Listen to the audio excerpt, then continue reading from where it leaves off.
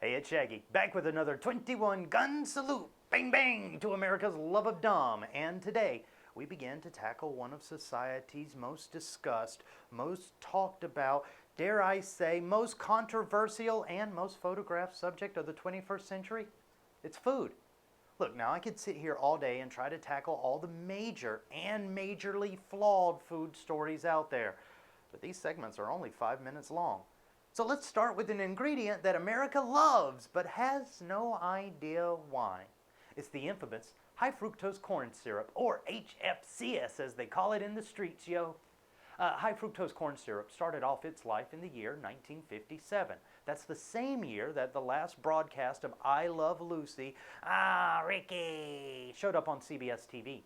Now, high fructose corn syrup begins its initial stages as liquid glucose. Now, this glucose syrup is then isomerized, or turned into an isomer, to convert some of its glucose into fructose before being combined back with some glucose until what you get is a mixture that's around 45 parts glucose to about 5 parts fructose.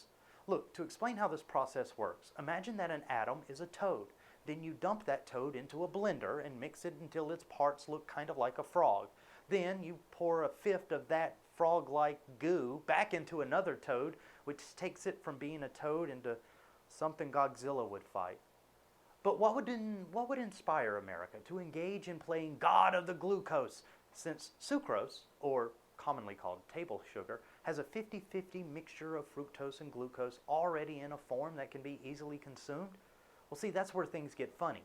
America loves sugar, to the tune of an average of 150 pounds of sugar per person per year. And we enjoy one of the highest rates of type 2 diabetes in the world. But we really can't afford it.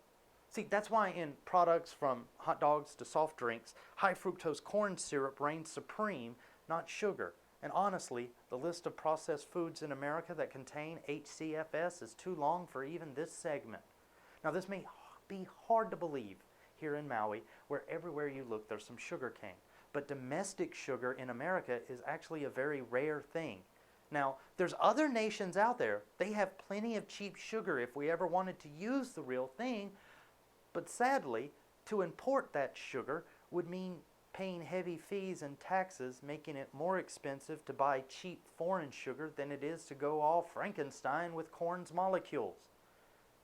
And to make it worse, we did it to ourselves. See, a while back, Caribbean islands started to turn into plantations for sugar, and the amount of volume that they were putting out far exceeded what the U.S., its closest neighbor and happiest customer, could possibly do.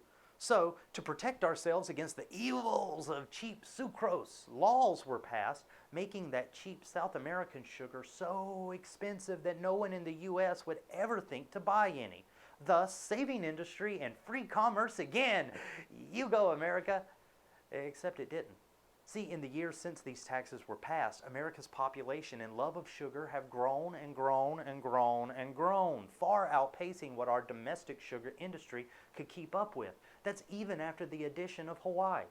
But boy, do we have lots of corn. Way too much. That's because of how the government rewards corn farmers versus growers of other crops through subsidies.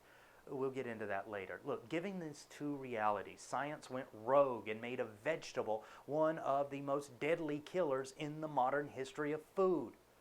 Now, besides the issue of taste, which most Americans are in the, quote, clearly prefer sugar over frankensugar category, the human body isn't really equipped properly to handle the amount of fructose, sucrose, and glucose that we actually consume in America.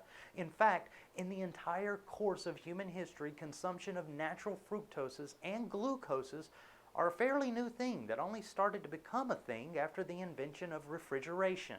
In other words, from a biological standpoint, people aren't really meant to consume a lot of fruits over the course of their entire lives, much less in a year.